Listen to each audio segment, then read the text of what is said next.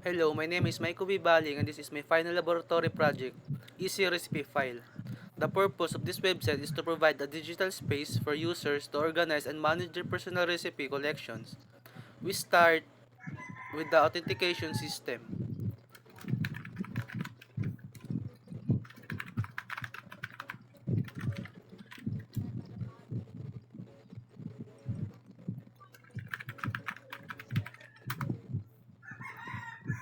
As you can see, I am logging in as an authorized user. This ensures that only the account owner can manage their specific recipe data.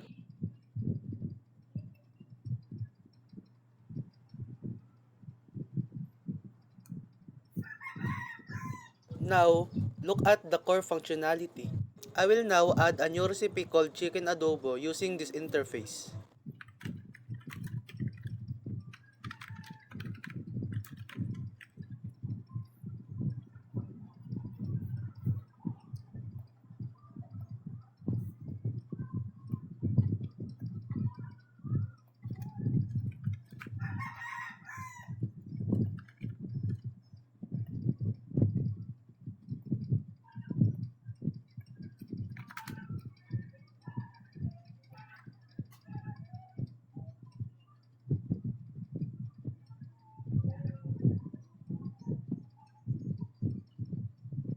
Once saved, you can see it immediately listed here in my collection.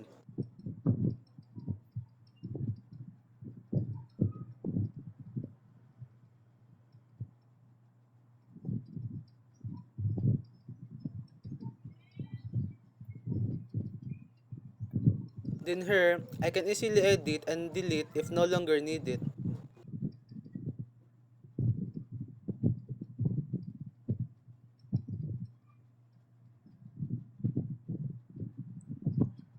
Then, the front end is designed to be clean and user-friendly. I use HTML forms to handle user input. These forms are structured to ensure that every recipe has the necessary details before it is submitted to the backend.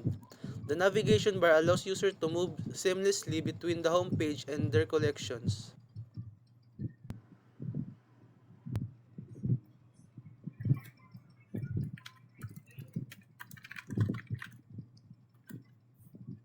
The system uses the Django's powerful backend to filter data. The admin dashboard or the search interface, I can query specific ingredients or recipes. This shows that the relational database is working correctly behind the scenes. In summary, Easy Recipe File satisfy all the laboratory requirements from secure authentication to complex data management across 5 tables.